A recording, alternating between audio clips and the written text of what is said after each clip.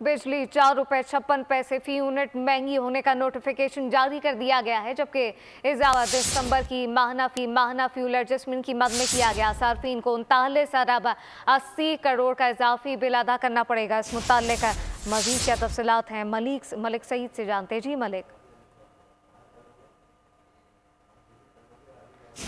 आपको बताएं कि बिजली 4.56 रुपए फी यूनिट महंगी होने का नोटिफिकेशन जारी। इजाफा दिसंबर की माहना फ्यूल एडजस्टमेंट के तहत किया गया।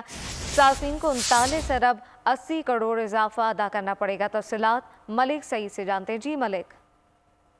जी बिल्कुल, बिजली की कीमतों में 4.56 रुपए फी यूनिट इजाफा कर दिया गया। कीमतों में इजाफा दिसंबर की माहना की एडजस्टमेंट ड्राफ्ट में किया गया है। नेटवर्क अथॉरिटी ने अपना तफसीली फैसला जारी कर दिया है।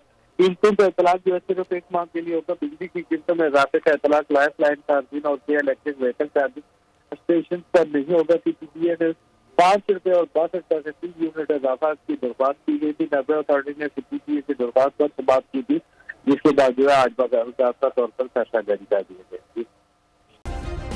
सब्सक्राइब करें और बेल दबाएं ताकि कोई खबर रह न जाए।